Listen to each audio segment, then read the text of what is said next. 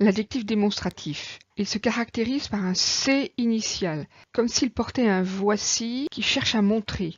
Alors, ces grosses figures blanches et flasques qui ont l'air d'être, oui, on se demande ce qui est montré ici, eh bien, c'est un démonstratif qui annonce la proposition relative. Ces grosses figures blanches et flasques qui ont l'air d'être, oui. Et quand j'entre bien dans le sens de cette phrase, de ce déterminant, de cet adjectif démonstratif qui annonce la relative, je sens bien cet aspect de monstration et donc de ce C initial à mettre absolument. Les formes, je les rappelle, ce et cette CET. On fait attention à ce 7 qui peut s'écrire de tant de manières, à commencer par le chiffre, par la ville, mais évidemment ce démonstratif féminin qu'il faut distinguer du démonstratif masculin, du set de table ou du set de tennis. Bref, cette attention, c'est toujours source de grande confusion quand il est démonstratif, CET, masculin singulier devant voyelle ou H muet. Cet homme, CET. Cet animal, CET. Le féminin singulier, CE2TE, cette femme. Et puis, neutralisation des genres au pluriel avec ce C, CES. Parfois renforcé par ci et là, à ce moment-là, je n'oublie pas le trait d'union, cet homme-ci, cette femme-là. Et donc, un déterminant, détermine un nom, il est donc placé à gauche de ce dernier, il relaie le genre et le nombre du nom déterminé. Ces grosses figures blanches et flasques, c'est détermine le nom figure.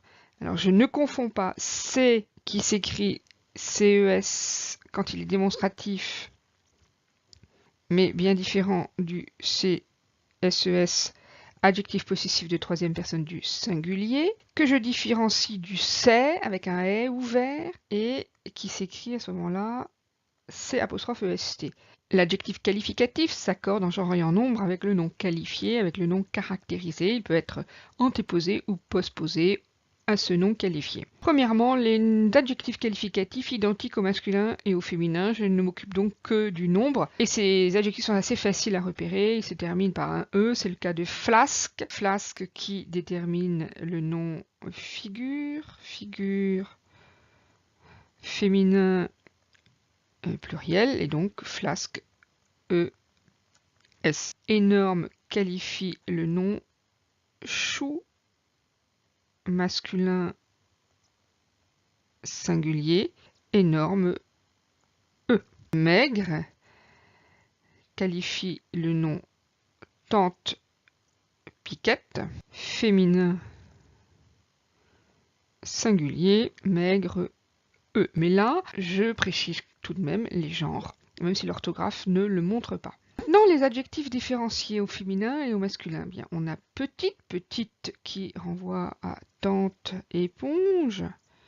Et donc ici, c'est un féminin singulier et on ajoute ce E. Ronde, c'est également tante, éponge, féminin singulier, on ajoute ce E caractéristique du féminin. Petit qualifie le nom lieu masculin pluriel, ajoute un S. Grosse qualifie figure féminin pluriel ES. Identique pour blanche qui qualifie figure féminin pluriel. Je vois bien ici cette transformation du blanc masculin que nous avons dans le texte d'ailleurs en blanche au féminin. Donc C-H-E-S, blanc, qui qualifie chou, masculin singulier, blanc, C. Longue qualifie tante, piquette, féminin singulier, longue, UE, je rajoute UE au long, L-O-N-G, du masculin. Très intéressant, ces adjectifs qui ont une lettre finale muette au masculin, rond qui fait ronde, petit qui fait petite, gros qui se termine par un S qui fait grosse, blanc qui fait blanche et long avec un G au masculin qui fait long. Donc là on a une bonne représentation de ces adjectifs au masculin terminés par une lettre finale muette que l'on peut déduire si l'on transpose au féminin. Quant au dernier point, les participes passés employés sans auxiliaire, employés comme adjectif qualificatif, eh bien j'ai cuit qui renvoie au nom chou masculin singulier, cuit, participe passé employé sans auxiliaire ici du verbe cuire, troisième groupe avec un T, et fixé qualifie lunette,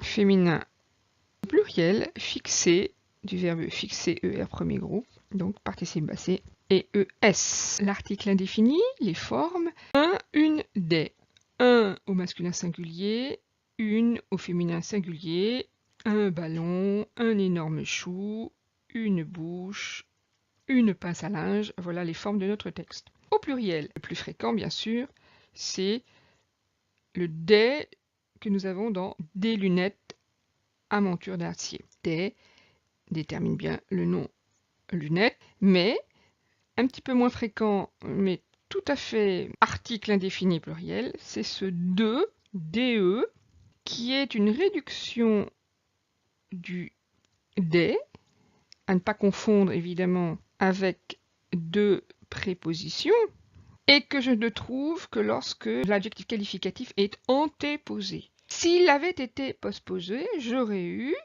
des yeux de cochon petits. Et là, des aurait réapparu. Mais à partir du moment où petit vient s'intercaler entre le déterminant et le groupe nominal, qui est ici, des se réduit en deux, et c'est bien donc un article indéfini pluriel. Là, je n'avais pas à me poser de questions, puisque ye, y, x est déjà un pluriel. Je savais que petit, il y avait un s. Mais il est des cas où les choses sont beaucoup plus subtiles, où le pluriel ne s'entend pas, et vous n'aurez que ce de devant un adjectif antéposé pour vous dire que c'est un pluriel. Je rappelle qu'un déterminant détermine, donc à gauche du nom, il en relaie le genre et le nombre. Pourquoi a-t-il dit indéfini? Parce qu'il n'apporte que très peu de précision sur ce nom.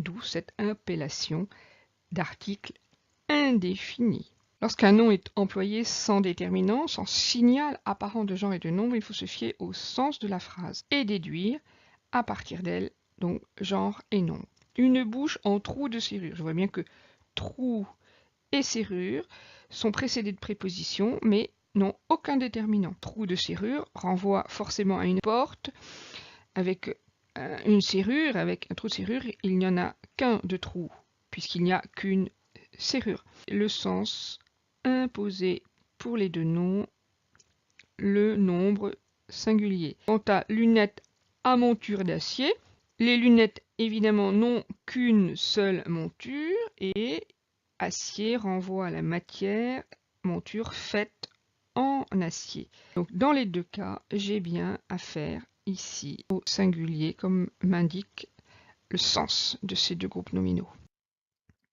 Participe passé employé avec l'auxiliaire être s'accorde en genre et en nombre avec le sujet. Bouilli, participe passé employé l'infinitif être, mais l'auxiliaire être tout de même. Je remonte au sujet qui mis pour figure blanche. Donc si ce qui est mis pour figure blanche et qu'il est donc féminin et pluriel, et le féminin pluriel d'un verbe comme bouillir, troisième groupe, eh bien c'est I-E-S. L'imparfait est le temps probablement le plus facile à former. Ces terminaisons sont toujours les mêmes, AIS, AIS, AIT, IUNS, IEZ, AIENT. Donc j'en rappelle la conjugaison pour le verbe être et avoir que nous avons dans notre texte. Il y a deux autres verbes qui sont du premier groupe, semblait et portait. Premier groupe, tous les deux, donc j'en conjugue un seul. Je portais, tu portais, il portait, nous portions, vous portiez, il portait. J'aurai la même chose pour le verbe sembler. Je rappelle les valeurs. Ici, nous avons un texte de portrait, une forme particulière de description, d'où ce temps employé. L'imparfait dit de description. Le pluriel des noms. Premièrement, le pluriel régulier avec l'ajout d'un S à ce nom. C'est figure. Le démonstratif annonce le pluriel, j'ajoute un S au nom figure. Des lunettes, l'article indéfini, annonce le pluriel, j'ajoute un S à lunettes. Un seul pluriel irrégulier dans notre texte, de petits yeux, qui est le pluriel de un œil, des yeux.